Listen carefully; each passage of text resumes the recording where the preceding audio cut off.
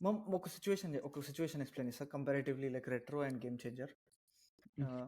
Game changer screen పైన చూసినప్పుడు too much rush ఉంటది. లైక్ ఫాల్ బ్యాక్ ఒకటి ఇంకొకటి పోతూనే ఉంటది.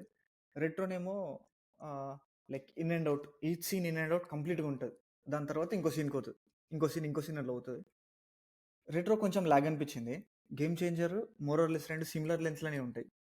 మూవీ ఓవరాల్ లెంత్ ఒక్క నిమిషం కంప్లీట్ అంటే నేను ఎక్స్‌ప్లెయిన్ చేస్తున్నా. నాకు మీ నుంచి ఐడియాస్ కావాలి. లైక్ హౌ అట్లా. ఇదేమో రష్ చేసినట్టు ఉంటది. ఇదేమో but end of the day ఆడియన్స్‌కి ఇది లాగ్ అనిపించింది. అది రష్ అనిపించింది.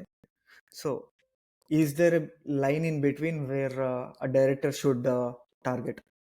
అంటే అంటే లాగ్ అవ్వకూడదు, రష్ అవ్వకూడదు. నేను చెప్పనా? ప్రాబబ్లీ లేకపోయిండు అని నేను ఓకే. గేమ్ చేంజర్ తొందర అనిపిస్తుంది, స్లో అనిపించింది కదా. ఒకవేళ రెట్రో కూడా 4.5 hours షూట్ చేస్తుంటే 2.5 hours లోకి కంప్రెస్ చేస్తుంటే సేమ్ అనిపించేది.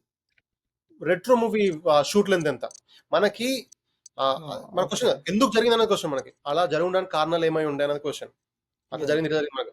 సో అలా జరగడానికి ఎడిటింగ్ రూమ్ లో 4 hours మూవీ అన్ని చోట్లలో ఉంది సీన్. ఫస్ట్ అవర్ లో ఎంత ఉందో స్టోరీ, లాస్ట్ 30 minutes కూడా అంతే స్టోరీ ఉంది. కానీ ఈ పాయింట్ ఇప్పుడు అన్ని కనెక్ట్ చేయాలంటే మధ్యలో చాలా ఎగిరేయాలి.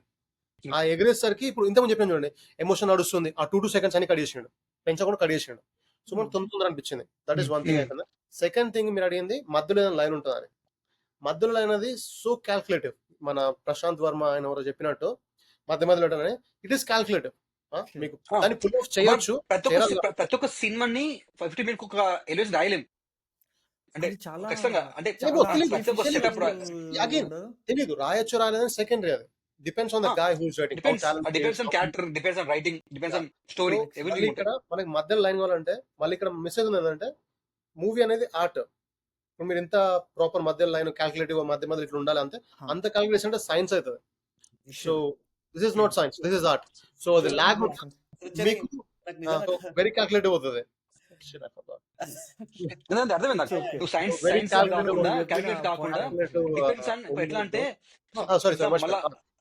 ఆడియన్స్ కి బోర్ అనిపిస్తుంది, లాగ్ అనిపిస్తుంది, ఆడియన్స్ తొందర అనిపిస్తుంది. క్యాల్కులేట్ చేస్తే ఆడియన్స్ కి ఏమనిపించదు. And art should disturb you or do something to you. Audience కి బయటకు ఒపీనియన్ లేదనుకో, that's the biggest flop for the movie.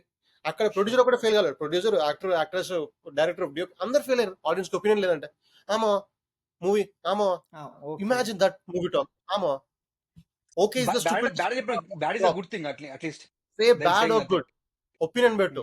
Movie చూస్తే గెలకాలి, నేను లోపల అవి చేయాలి, ఏదో కొంచెం చేయాలి.